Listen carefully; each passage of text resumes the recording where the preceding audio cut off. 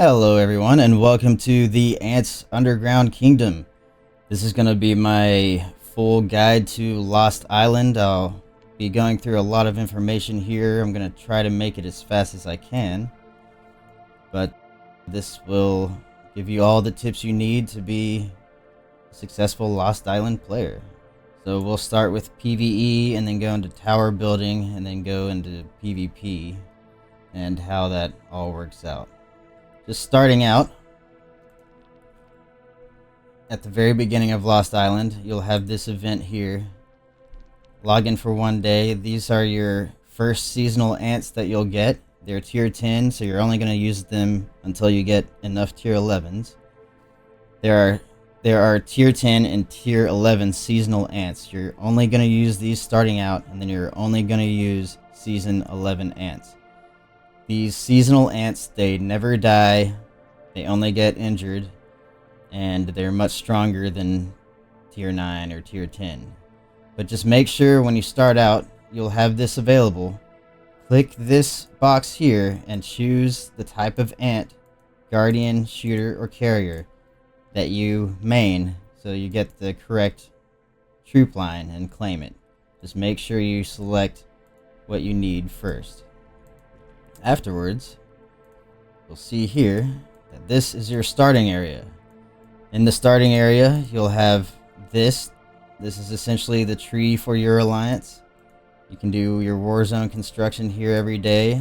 And these are your resource nodes. They count as level 8 resource nodes. And you can put as many troops into either one of these as you want.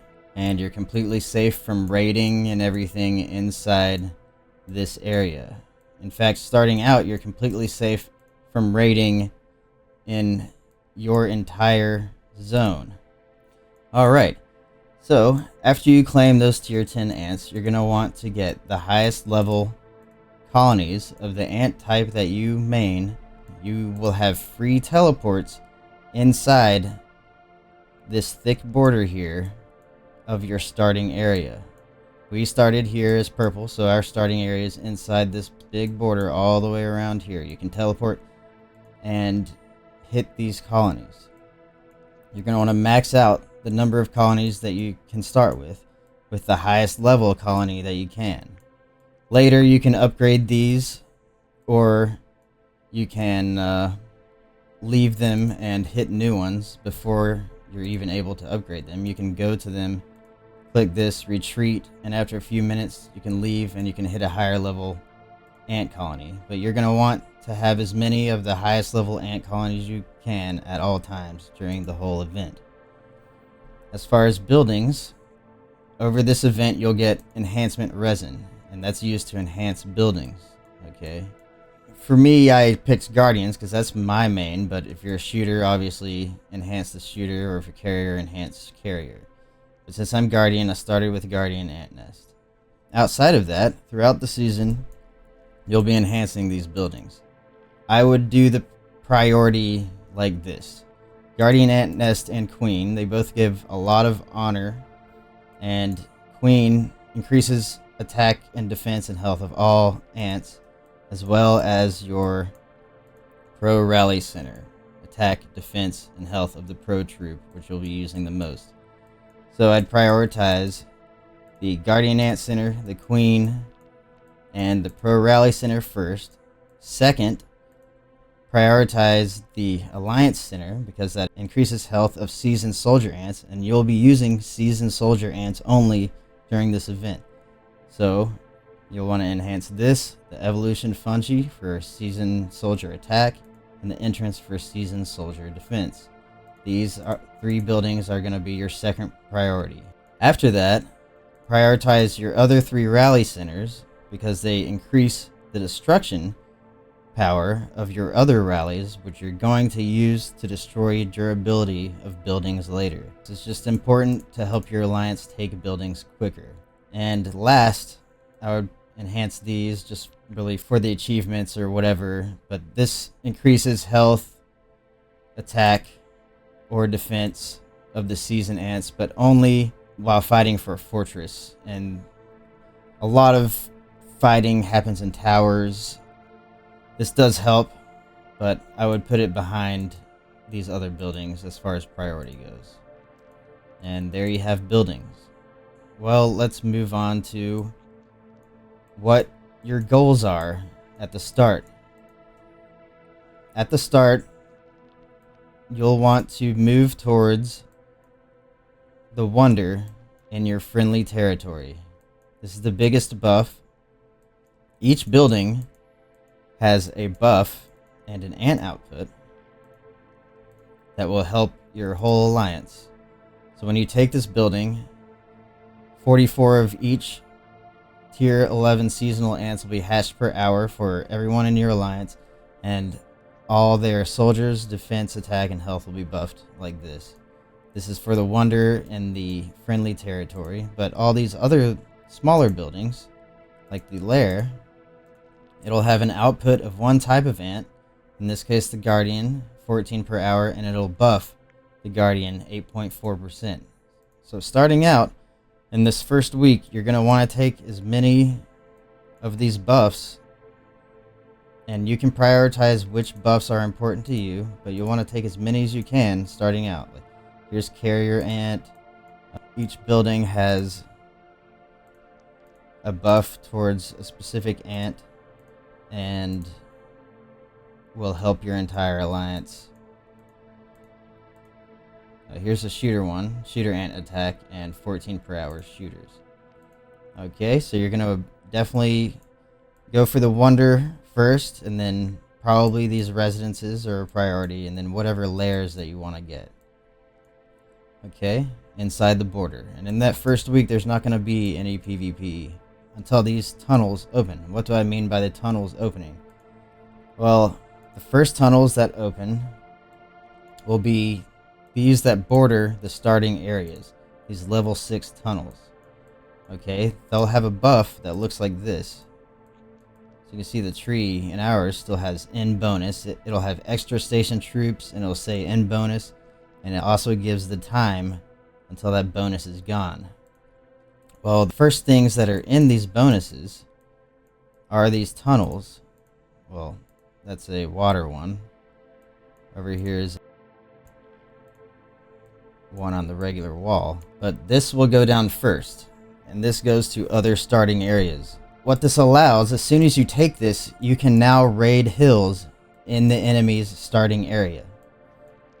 Now, I would not build past this tunnel, because in starting areas, the enemy inside any of their hill garrisons or their buildings or their towers, the enemy is going to have a 200% attack and defense buff.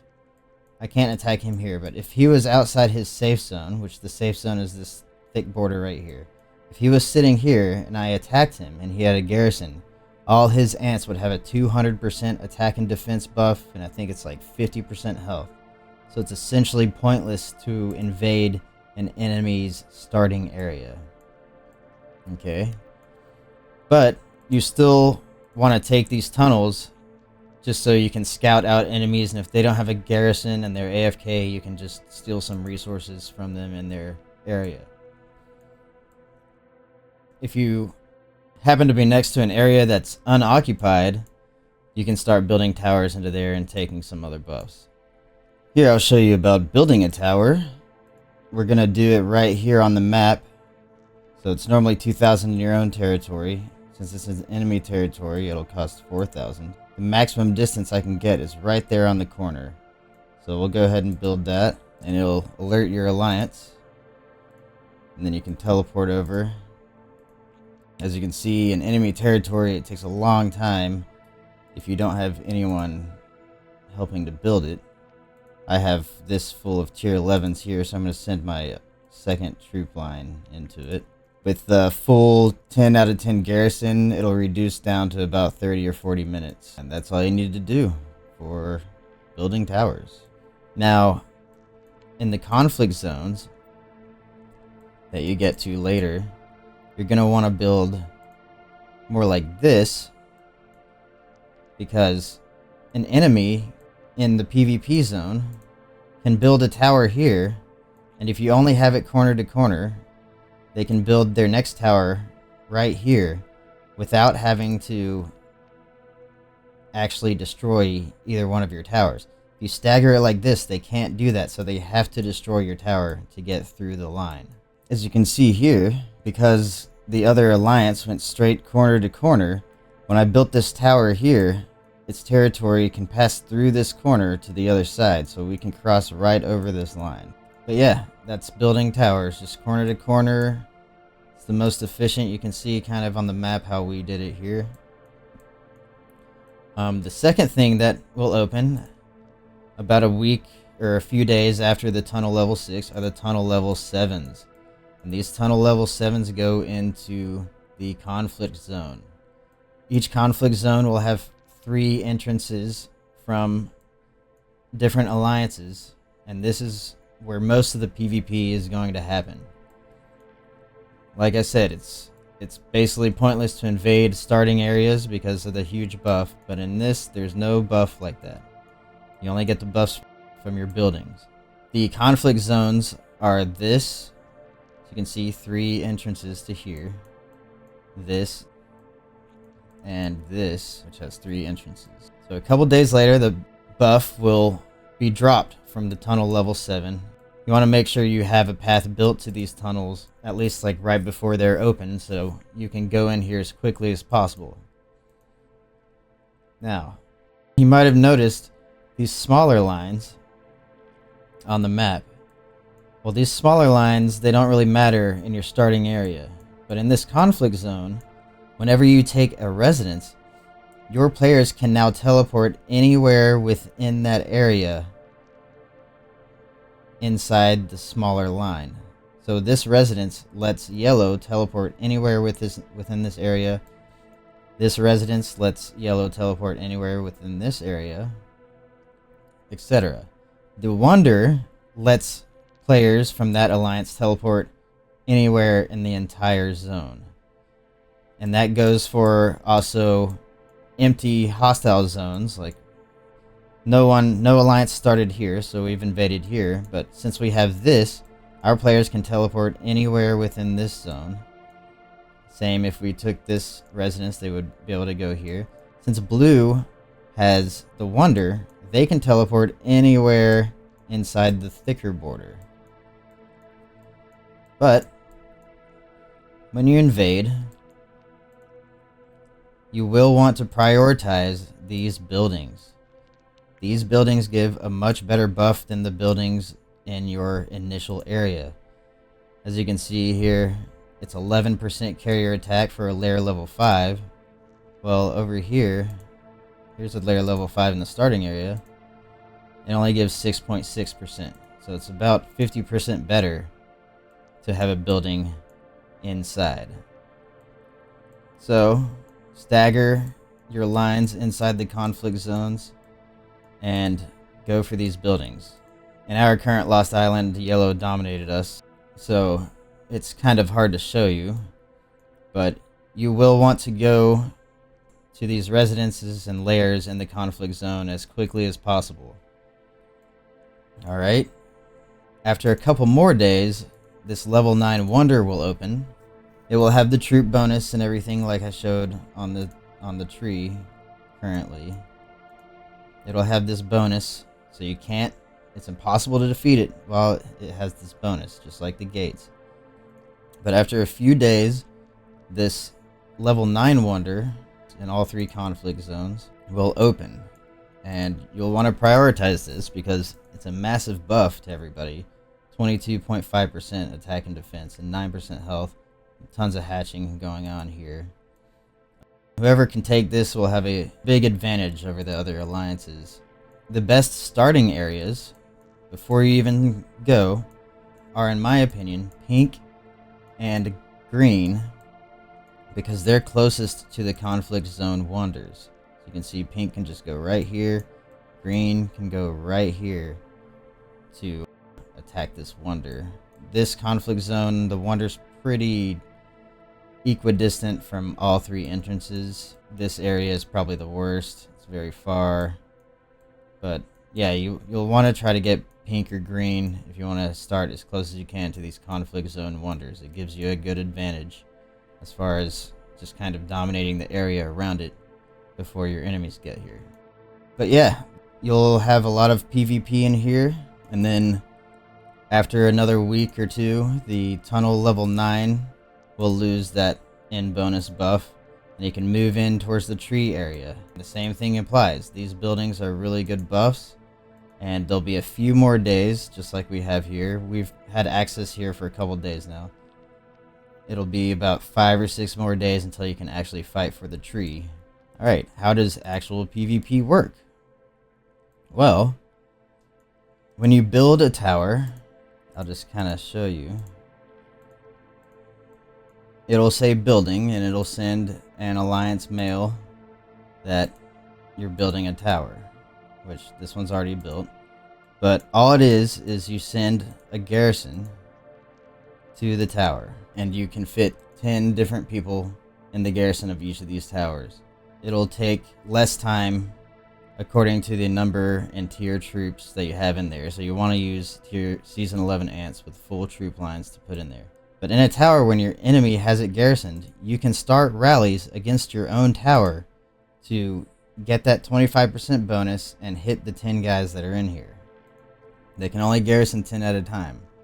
So these battles can last a really long time because they'll be dismantling the durability from 10,000 to 0 while you're trying to rebuild it from 0 to 10,000. And if it takes 30 minutes total for them to go 10,000 to 0, well, if you're hitting them all the time, it goes back and forth. It can last for hours. But if you're outnumbered, it's better to defend at the tower because you can rally your own tower. Alright, I just sent an attack to this yellow tower so you guys can see an example of how this works after my guys get in here.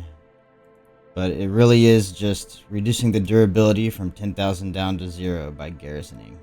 That's all you're doing. It's a really long time with just one person in there, but as more people join, this time can get reduced down to about 30 minutes. So if they wanted to defend, they would just knock us out of this garrison and rebuild the durability by garrisoning it until it goes back up to 10,000. But that's the basics of tower PvP. Now for actual buildings, it works a little bit differently. The reason why it's easier to defend towers when you're outnumbered is because for buildings, they can send as many attacks at a time as they can. Their entire alliance of 100 people can attack it at one time. Well, if you have even numbers, that's okay, because you can garrison your entire alliance in this at one time as well. It has 100 garrison slots. Here, I'll show you over here. Reinforcement, 0 out of 100. So you have 100 garrison slots that you can help to reinforce this. Now, as soon as they hit it, there's going to be an hour-long timer. And there's a tier 11 stationed NPC troop in here. In this case, there's 13.5 million. They have to destroy this garrison plus the durability to take it. Now, if their timer runs out in that hour, the NPC garrison comes back, but the durability stays, so they can keep attacking it for hours and hours if they don't initially take it. But when you garrison this, all your garrison goes on top of everything, so your garrison will get hit before the NPC troops and before the durability. Once the NPC troops are gone, they'll hit your garrison before they hit the durability. So here we are attacking a lair. We've already destroyed the station troops, and now it's just on the durability, which it's still faster to hit the lair using rallies, because the travel time from back here to the lair is much more than if they rally to someone close and then hit the lair. But there's no defenders here right now, so all we have to do is knock down this durability down to 0, and we'll have that lair captured. Sometimes people will still do individual attacks. When there's no defenders, it doesn't matter too much. You want to hit with all 4 troops while it's on durability to kill it as fast as possible. Really, fighting with towers or with buildings, It's all a numbers game because people are going to run out of heals and no longer be able to re-garrison the tower or re-garrison or attack the residents. This is why we save up a lot of resources, because it costs a lot of resources to heal, and it also costs this healing fungi here. And this is limited to your honor amount. This slowly comes back. Your goal is to get the enemy to run out of healing fungus or resources before you and overwhelm them at the building or the tower. So the most active alliances will have the biggest advantage here, because if they have more players, they're going to have more overall healing or resources than yours, and they'll just keep hitting you until you run out and you can no longer defend. But yeah, that's essentially how the PvP works. Take buildings, take towers, and do your best first to go for your own wonder, and then the conflict zone wonder, and whatever other buildings you can get in here. The more buffs, the better. And then lastly, go through here, try to get yourself a path to the tree, and fight for the tree in the last week or so for those sweet rewards. You might want to save your actual orange eggs throughout the event, because sometime after the event you can actually hatch almost all seasonal ants out of them. Gravedigger, Jet Black, and Wise Berserker are the only seasonal ants that will not come out of orange ant eggs later. So you might want to save your orange eggs to hatch them when seasonal ants can appear in them. And there you have it. That's your full guide to Lost Island. Good luck out there, and I wish you guys the best of luck in the event. I'll see you guys next time. Bye-bye.